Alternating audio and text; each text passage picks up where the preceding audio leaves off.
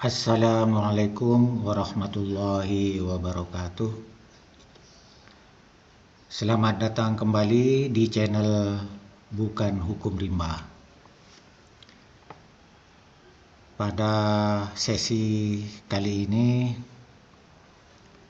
saya akan menyampaikan mengenai norma hukum terbaru mengenai hukum perceraian berdasarkan praktek peradilan, yaitu putusan pengadilan yang sudah berkekuatan hukum tetap, juga berdasarkan surat edaran Mahkamah Agung Republik Indonesia. Putusan pengadilan yang sudah berkekuatan hukum tetap tersebut adalah putusan Mahkamah Agung, yaitu putusan kasasi yang diputus tanggal 9 Juni 2023. Berkenaan dengan hukum perceraian tersebut, putusan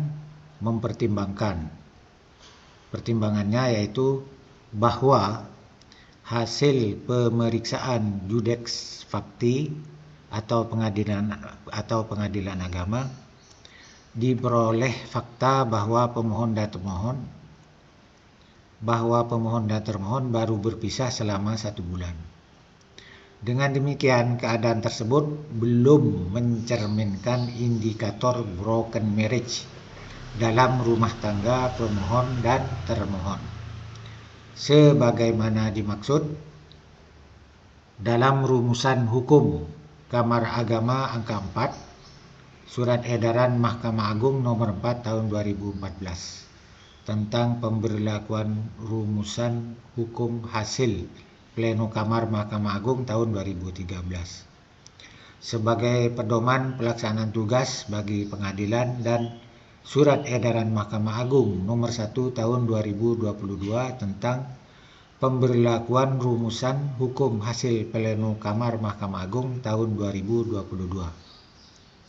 sebagai pedoman pelaksanaan tugas bagi pengadilan, yang menegaskan perkara perceraian dengan alasan perselisihan dan pertengkaran yang terus-menerus dapat dikabulkan jika terbukti suami dan istri berselisih dan bertengkar terus-menerus atau telah berpisah tempat tinggal selama minimal 6 bulan. Menimbang bahwa berdasarkan pertimbangan tersebut, Mahkamah Agung menilai alasan permohonan pemohon belum memenuhi syarat sebagai nilai filsafati dan norma yuridis di atas. Atas dasar itu, permohonan pemohon tersebut dinilai tidak berdasarkan hukum, karenanya harus dinyatakan tidak dapat diterima. Jadi putusan Mahkamah Agung tanggal 9 Juni, putusan kasasi tanggal 9 Juni 2023 merupakan nilai filsafati dan merupakan norma yuridis bahwa pasangan suami istri yang salah satunya suami atau istri mengajukan perceraian ke pengadilan agama bagi yang beragama Islam, itu harus memenuhi syarat selain adanya pertengkaran dan perselisihan yang terus-menerus, yang mana perselisihan dan pertengkaran itu tidak dapat didamaikan. Indikator terakhir adalah sudah berpisah rumah tangganya itu minimal 6 bulan. Jadi berpisahnya itu harus lebih 6 bulan, karena syaratnya berpisah minimal 6 bulan. Kalau tidak sampai 6 bulan, maka permohonan cerainya dinyatakan tidak dapat diterima. Dalam perkara ini, sesuai dengan pemeriksaan pengadilan agama, yaitu pengadilan tingkat pertama, pemohon dan termohon baru berpisah selama 1 bulan, sehingga permohonannya dinyatakan tidak dapat diterima. Kemudian putusan berikutnya, putusan tanggal 25 Agustus 2023. Pertimbangannya yaitu bahwa judek fakti kurang pertimbangan karena dalam kasus ini penggugat mengajukan gugatan perceraian dengan alasan rumah tangga tidak harmonis. Akan tetapi penggugat dan tergugat pada saat gugatan penggugat diajukan berpisah 1 bulan. Sehingga gugatan penggugat tidak memenuhi surat edaran Mahkamah Agung nomor 1 tahun 2022. Di mana gugatan perceraian dengan alasan rumah tangga tidak harmonis harus sudah pisah selama 6 bulan. Bahwa oleh karena itu putusan Pengadilan Tinggi Agama harus dibatalkan dan Mahkamah Agung akan mengadili sendiri perkara ini dengan pertimbangan sebagai berikut. Menimbang bahwa oleh karena gugatan cerai yang diajukan penggugat belum memenuhi syarat karena penggugat dan tergugat baru berpisah 1 bulan, maka berdasarkan surat edaran Mahkamah Agung nomor 1 tahun 2022, gugatan penggugat dinyatakan tidak dapat diterima.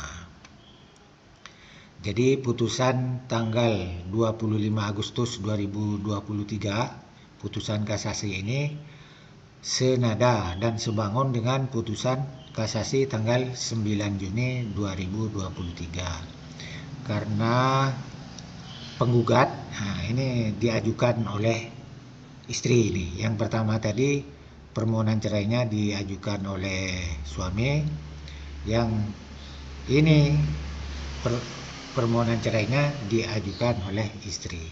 Karena rumah tangganya belum berpisah selama 6 bulan, meskipun sudah ada pertengkaran dan perselisihan yang terus-menerus, yang tidak dapat didamaikan karena pisahnya baru 1 bulan, tidak memenuhi syarat minimal 6 bulan berdasarkan SEMA nomor 1 tahun 2022, maka gugatan penggugat untuk bercerai dengan tergugat dinyatakan tidak diterima. Sebelumnya tidak ada penekanan karena di dalam SEMA itu disebutkan bahwa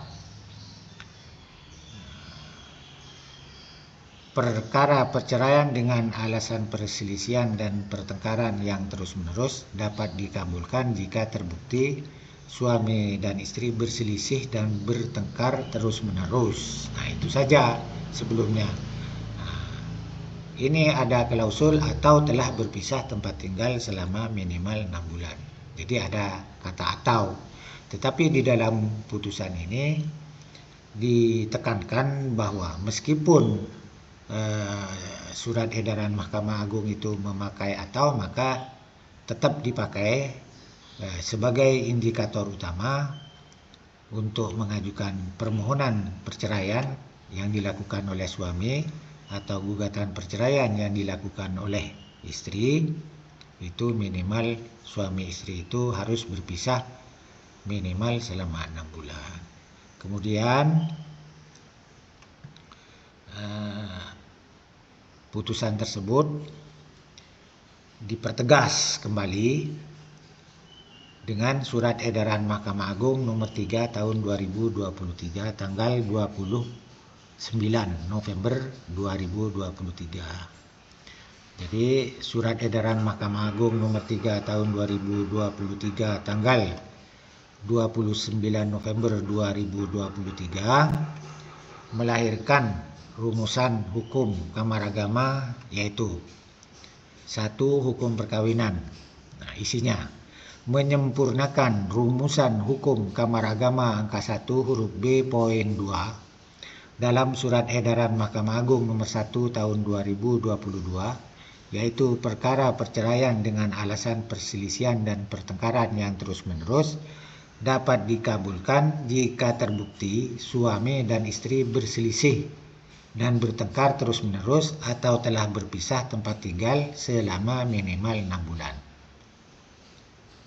Sehingga karena sudah disempurnakan dengan rumusan hukum yang terbaru, sehingga berbunyi sebagai berikut. Perkara perceraian dengan alasan perselisihan dan pertengkaran terus-menerus dapat dikabulkan jika terbukti suami istri terjadi perselisihan dan pertengkaran terus-menerus. Jadi suami istri itu bertengkar terus-menerus dan tidak ada harapan akan hidup rukun lagi dalam rumah tangga. Nah, jadi sudah ada harapan lagi, didamaikan tidak bisa, diikuti dengan telah berpisah tempat tinggal paling singkat 6 bulan.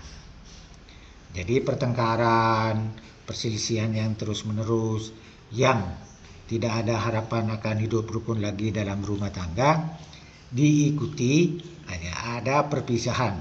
Terakhir, suami istri itu berpisah paling singkat 6 bulan. Nah, baru bisa diajukan permohonan atau gugatan cerai. Kecuali ditemukan fakta hukum adanya penggugat atau tergugat melakukan KDRT. Kecuali ditemukan fakta hukum adanya tergugat atau penggugat melakukan KDRT. Jadi boleh tidak sampai berpisah 6 bulan diajukan gugatan perceraian atau permohonan perceraian kalau di dalam rumah tangganya ada salah satu pihak, suami atau istri, melakukan kekerasan dalam rumah tangga. Nah, kemudian kekerasan dalam rumah tangga itu apa? Di sini dijelaskan di dalam Undang-Undang Nomor 23 Tahun 2004 tentang penghapusan kekerasan dalam rumah tangga. Jadi Undang-Undang Nomor 23 Tahun 2004 tentang penghapusan kekerasan dalam rumah tangga, bab 1 ketentuan umum pasal 1 disebutkan di sini.